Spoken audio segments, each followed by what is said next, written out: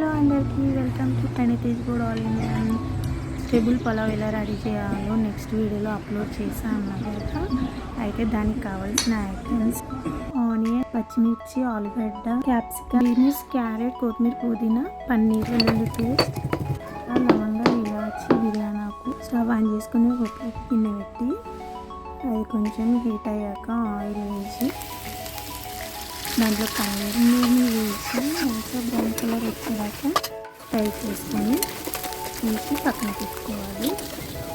Next cooker పెట్టుకొని కుక్కర్లో కొంచెం ఆయిల్ వేసి ఆనియన్, పచ్చిమిర్చి మీకు వేసుకొని ఫ్రై అయిన తర్వాత ఇలాచి, సాజీరా, దాల్చిన చెక్క, ఆకు, లవంగం, తర్వాత బీట్రూట్, క్యారెట్, క్యాప్సికమ్, ఆలు అన్నీ వేసుకొని ఫ్రై చేసుకోవాలి. నేను ఫాస్ట్గా పెట్టాను వీడియో, మీరు కూడా అలాగే పెట్టండి. కొంచెం సాల్ట్, పసుపు, అల్లం వెల్లుల్లి పేస్ట్ వేసుకొని మళ్ళీ ఫ్రై చేసుకోవాలి. 5 minutes ఫ్రై అయిన తర్వాత కొత్తిమీర, పుదీనా వేసుకొని 2 tablespoon స్పూన్ల కారం, ధనియాల పొడి, మసాలా వేసుకొని కలుపుకోవాలి. 3 కప్పుల బియ్యం వేసుకున్నాను. 3 కప్పుల బియ్యానికి 6 కప్పుల వాటర్ వేయాలి.